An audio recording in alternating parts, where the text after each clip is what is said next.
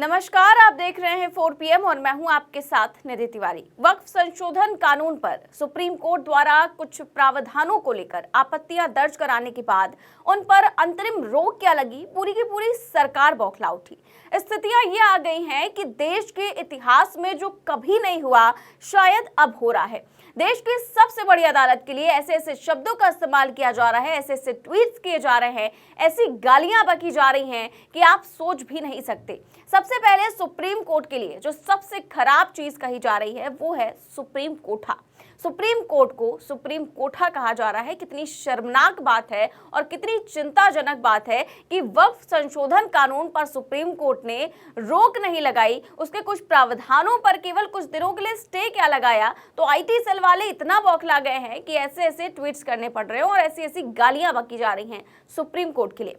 आज सुबह से हजारों ट्वीट्स किए जा रहे हैं, सुप्रीम कोठा बंद हो, ये ट्रेंड कर रहा है सोशल मीडिया पर। एक यूजर हैं जिन्होंने अपना नाम तक नहीं लिखा उस पर और सुप्रीम कोठा बंद करो ये लिखते हुए पोस्ट शेयर किया है। पोस्ट है कि हिंदू घरों में पैदा होकर हिंदुत्व का विरोध करने वाले लोग कोठे पर बैठी उस वैश्या के समान हैं जिसे धर्म से नहीं धंधे से मतलब होता है। आप खुद सोचिए कि किस तरह के शब्दों का इस्तेमाल लोगों के द्वारा किया जा रहा है कि सारी हदें पार हो गई है। एक और पोस्ट इन्हीं यूजर है, इन्होंने ही लिखा है, फिर से वही हैशटैग, और लिखा है कि भगवा पहनकर हिंदुत्व के लिए लड़ ना सको तो कम से कम बनकर विरोध भी मत करो, जय श्री राम। तो इतने गंदे शब्दों का इस्तेमाल करने के बावजूद यहाँ पर नीचे जय श्री राम लिखा जा रहा है। और एक नहीं, ऐसे अनगिनत पोस्ट आपको सोशल मीडिया पर मिल जाएंगे जिसमें खुलेआम देश की सर्वोच्च अदालत के लिए इतने घटिया, इतने अपमानजनक शब्दों का इस्तेमाल किया जा रहा है, खुलेआम गाली गलौज की जा रही है।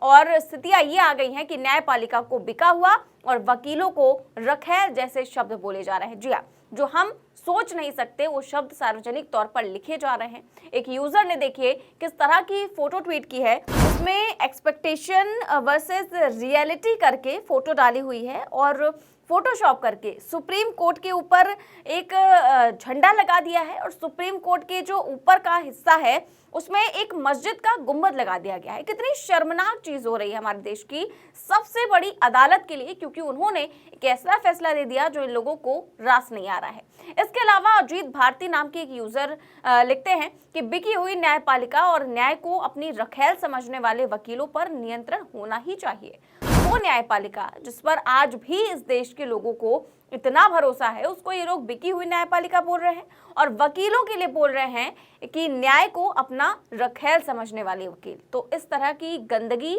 सोशल मीडिया पर चल रही है और ऐसे ही लोग हैं जिनके लिए कांग्रेस नेता इमरान प्रतापगढ़ी, जिन्होंने इस मामले में याचिका दाखिल की थी और शुरू से वो इस पर काफी ज्यादा मुखर रहे हैं और उन्होंने ही ऐसे ही लोगों के लिए एक जो शायरी सुनाई है, एक जो बात बोली है, वो जरूर सुननी चाहिए। जेपीसी में जो सुझाव विपक्ष के तमाम सांसदों ने दिए थे, जिसे नकार दिया गया था, संसद में बहस के दौरान लोकसभा और राज्यसभा में जो सुझाव विपक्ष के सांसदों ने अपने डिबेट के दौरान रखे थे, जिनको नकार दिया गया था, सरकार ने बिल्कुल नहीं सुना था, उन तमाम पहलुओं को लेकर के कई सारे याचिकाकर्ता जो माननीय उच्चतम न्यायालय की चौखट तक गए। तो आज माननीय उच्चतम न्यायालय ने जो फैसला दिया है, हम उस अंतरिम राहत के लिए उनका शुक्रिया अदा करते हैं और हमें पूरा विश्वास है कि आने वाली अगली सुनवाई में हमें और राहत मिलेगी, क्योंकि यह संविधान के मूल पर हमला था, किसी धर्म विशेष, किसी वर्ग विशेष का मामला नहीं था। तो आज के इस फैसले पर मैं बहुत आभारी हूं माननीय उच्चतम न्यायालय का और इस फैसले का स्वागत करता हूं खुले मन से। और अभिषेक मनु सिंघवी जी का धन्यवाद कि बहुत जोरदार तरीके से आपने माननीय उच्चतम न्यायालय के समक्ष दलीलें रखी, जिसको बहुत सारे बिंदुओं पर माननीय उच्चतम न्यायालय सहमत रहे। तो आप सारे मीडिया के साथियों का आभार भी प्रकट करते हैं। ये मसला किसी एक वर्ग विशेष का नहीं है। जलते घर को देखने वालों फूस का छप्पर आपका है, उसके पीछे तेज हवा है, आगे मुकद्दर आपका है। उसके कत्ल पे मैं भी चुप था, मेरा नंबर अब आया, मेरे कत्ल पे आप भी चुप हैं, अगला नंबर आपका है। तो एक एक करके संविधान को कुचलने की हर सरकारी कोशिश के खिलाफ इस देश के हर नागरिक को खड़ा होना पड़ेगा।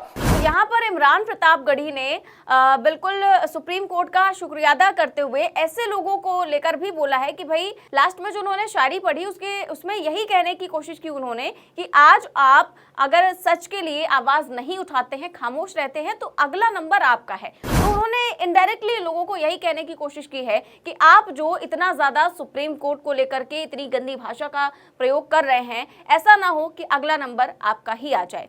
हालांकि ये जो लोग हैं जो उस तरीके के ट्वीट्स कर रहे हैं वो ऐसे ही नहीं बौखलाए हैं, बौखलाए इसलिए हैं क्योंकि सरकार को कल सुप्रीम कोर्ट में घुटनों पर आना पड़ा। कल जैसे ही सुनवाई शुरू हुई उस समय एक तरह से सॉलिसिटर जनरल यानी कि जो मोदी सरकार की तरफ से वकील थे, उन्होंने कोर्ट के सामने समर्पण करते हुए दिखाई दिए, क्योंकि उन्होंने कहा कि माय लॉर्ड, संसद से बने कानून पर इस तरह से रोक मत लगाइए।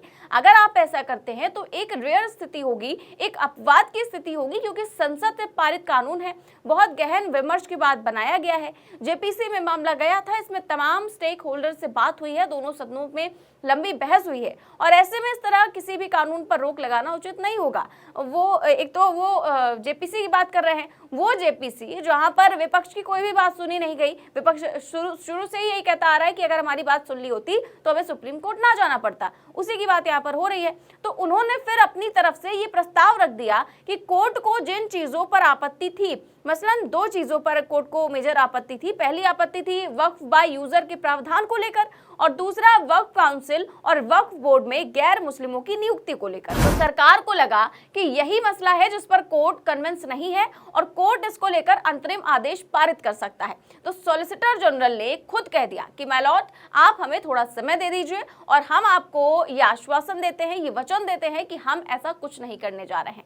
मतलब वक्फ बाय यूजर की व्यवस्था में कोई बदलाव हम नहीं करने जा रहे हैं, और दूसरा कि सेंट्रल वक्फ काउंसिल और स्टेट वक्फ बोर्ड में हम कोई भी नई नियुक्ति, हिंदुओं की नियुक्ति नहीं करने जा रहे हैं। तो जो बात सुप्रीम कोर्ट अपने आदेश में कहने वाला था, वही बात सॉलिसिटर जनरल ने खुद ही कह दी। केंद्र सरकार की तरफ से सुप्रीम कोर्ट में वो बात खुद ही कह दी गई, ताकि कोर्ट इस तरह का कोई आदेश पारित ना करे। और सुप्रीम कोर्ट ने सरकार के उस स्टेटमेंट को रिकॉर्ड पर ले लिया।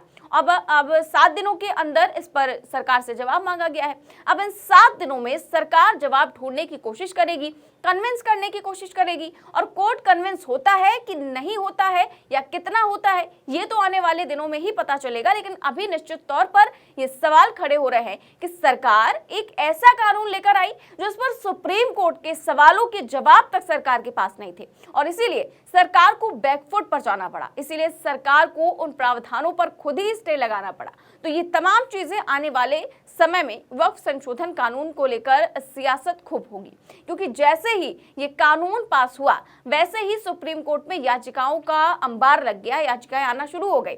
150 से ज्यादा याचिकाएं सुप्रीम कोर्ट में आ गई थी, और इसीलिए सीजीआई को कल कहना पड़ा, उन्होंने कह दिया कि 150 याचिकाओं पर सुनवाई करना हमारे बस की बात नहीं है। और इसीलिए उन्होंने कहा कि हम चाहते हैं कि 5-7 याचिकाएं आप बता दें जिन पर हमें सुनवाई करनी होगी, क्योंकि सारी याचिकाएं एक ही विषय पर हैं, तो आप उन्हीं याचिकाओं पर 5 मई को सुनवाई की डेट दे दी गई है। अब सरकार को 7 दिनों में जवाब देना है, उसके बाद तमाम पक्षकार उस पर अपना जवाब देंगे और 5 मई को सुनवाई होगी।